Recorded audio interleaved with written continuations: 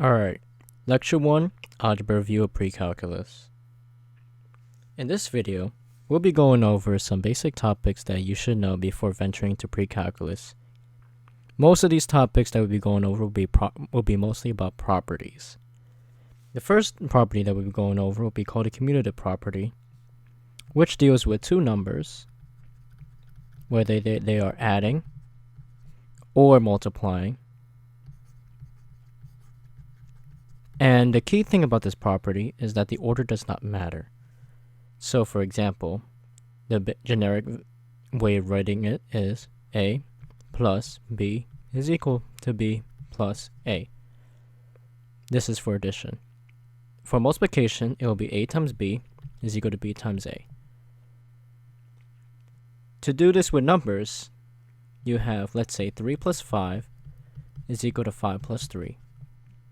And they both yield the number 8 on both sides. Or for multiplication, 2 times 4 is equal to 4 times 2. And they also yield 8 on both sides. The next property that we'll be going over will be the Associative Property. Like the Commutative Property, you deal with 3 numbers instead of 2. And it does not matter the order in which you do it for multiplication and addition. So for example,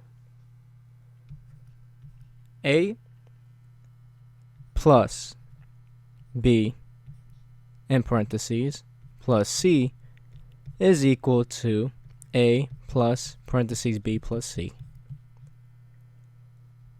Then for multiplication, you have A times B times C is equal to A times B times C. If you put numbers into it, again, 2 plus 3 plus 5 is equal to 2 plus 3 plus 5. And both of these numbers will give you 5 plus 5, which is 10. 8 plus 2, 10. For multiplication, you have, let's say, 2 times 3 times 5 is equal to 2 times 5 times 3. So you have 6 times 5 is 30. 10 times 3 is 30. So both of these two together in terms of properties are very similar. The order does not matter for multiplication or addition, except it only just deals with the number of terms that you have. So for commutative, you need at least 2 terms. For associative, you need at least 3 terms. The last property that you're going over for multiplication and addition will be called a distributive property. Like the first two, the order does not matter for what you do in the grand scheme of things, except the difference is it's not only exclusive of addition or multiplication, it happens to be a combination of both in the same equation. So for example, distributive. So you have A times B plus C is equal to A times B plus A times C. The other way is B plus C times A is equal to AB plus AC. If you put numbers into it, 3 times 4 plus 5 is equal to 3 times 4 plus 3 times 5. So if you do 9 times 3, it's 27 on the left-hand side. If you do 12 plus 15, you also get 27 on the right-hand side.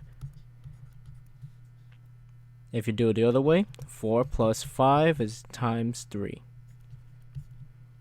is equal to 3 times 4 plus 3 times 5. 3 times 4 is 12, plus 3 times 5 is 15. Again, it's 27, just like the left-hand side. And these three properties are pretty much just sums up multiplication and addition. So, going away from the properties, the next topic will be properties of negative numbers. With negative numbers, it will just be about 6 properties that you should know. So let's deal with negatives right here. The first negative number property will be -1 multiplied by any number that can be a is equal to the negative of that number. Next property is if you multiply two negative numbers together, let's say the negative of the negative, -1 of a negative number, if you multiply them together, is equal to the positive of that number. Or if I want, let's just rewrite this a little bit. Give it a sec. -1 times -a is equal to just a. The third property will be the product of a negative number and a positive number is equal to the negative of the product of them. So it'll be b times a, but it'll just be negative of that. The fourth one will be if you have a product of two negative numbers, it will be equal to the positive of the product of the numbers. Negative times negative gives you positive. The fifth one deals with adding two numbers that happen to be positive, but there's a negative in front, which, if you remember from the last section, distributive property, so you get -a minus b. And the last one deals with if you subtract two numbers together and you have a negative in front. Again, distributive property, minus a plus b. Now, putting real numbers into this, because sometimes folks don't understand letters, to make it easier. So negative of any number a. So let's say you have -1 multiplied by 3. So -1 times 3 is just -3. Next property up is -1 multiplied by any number that is negative. So let's say -3 again is equal to just +3. The next property up, -a times b. So let's say -2 times 4 is equal to -4 times 2 is equal to -4 times 2. So all this would just yield you -8.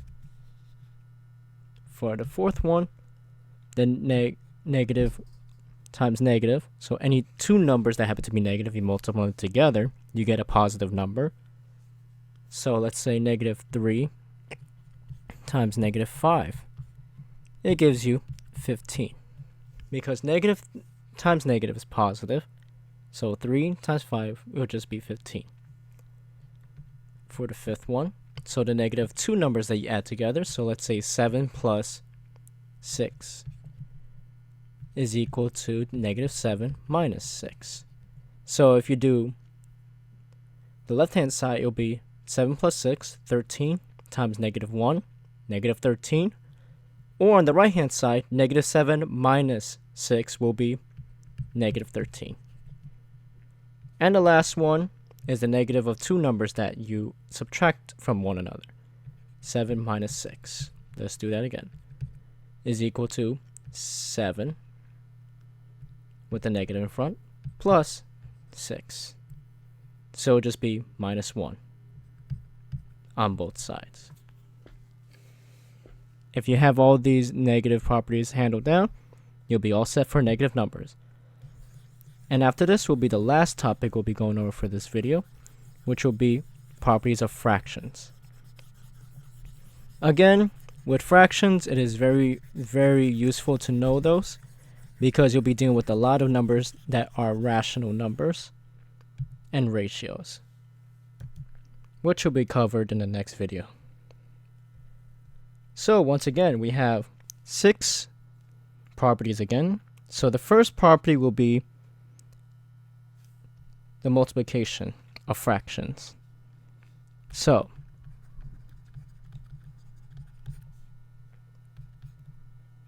A over B multiplied by C over D is equal to, if you multiply across, AC, BD. The second property deals with division of fractions. A over V divided by C over D is equal to A over B multiplied across, so by D over C. The third property deals with addition of fractions with a common denominator. A over B plus C over B is equal to A plus C over B. The next property will be the addition of fractions with unlike denominators. So A over B plus C over D is equal to AD plus CB over BD. The fifth property deals with the identity property. So multiplying any fraction by a ratio of 1. So A over B times C over C. Where C over C, if you get the answer, it will just be 1, and it will just be A over B again. Very useful when you're trying to convert fractions into another denominator. And the last one is an equality. So if you want to go to number 6, let's see if I can write it over here. So if you know two fractions that happen to be equal to each other, A over B is equal to C over D.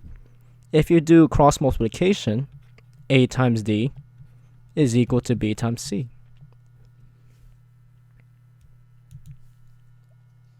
Alright, so now we're going to start putting numbers into these guys to make it more easier to understand. So starting with the first one, dealing with multiplication of fractions. So let's say if you have 2/3 multiplied by 5 over 4. It's equal to 5 times 2 over 4 times 3, which is equal to 10 over 12. The second one deals with division. So let's do the same fraction again, 2/3 divided by 5/4. It's equal to 2/3 multiplied by 4/5. And to get this, it's, if you remember from the previous class or somewhere in earlier algebra classes, you remember the keep, change, flip rule, or you keep, change, reciprocate rule, where you keep the first fraction, you change the sign of division to multiplication, and you flip the numerator and denominator of the last fraction. And then you do the operation of across. So 4 times 2 is 8. 5 times 3 is 15. The third property deals with just addition with common denominators. So let's do 1/2 plus 3/2 is equal to 4/2, or 4 divided by 2 is just 2. The next one is more common, which is you have unlike denominators. So let's say 3/4 plus 5/6 is equal to 6 times 3 plus 4 times 5 divided by 4 times 6. 18 plus 20 is 38. 6 times 4 is 24. So the 4 times 5 is 20. 6 times 3 is 18. If you combine these two, you get 38. 6 times 4 is 24. You get that number. So the reason behind this is from the next part. the identity rule, 3/4. So we're trying to have a common denominator by multiplying the two denominators together and exchanging our denominators with the other one to be able to adjust to the new denominator. So the common denominator between these two would be 24. So since the denominator of the 3/4 is 4, to get to 24, you have to multiply the top and bottom by 6 to get the new fraction. And the other one is the same story, except instead of multiplying by 6, you multiply by 4. And then you get their respective fraction, and you just do like the last property and add across.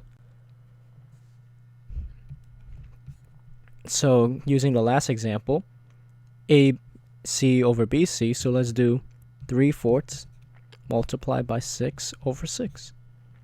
It will equal to just 3/4. Because 6 divided by 6 is 1, and you get 3/4 times 1 is just 3/4. The last one is equation. So if you do 2/4 is equal to 4/8.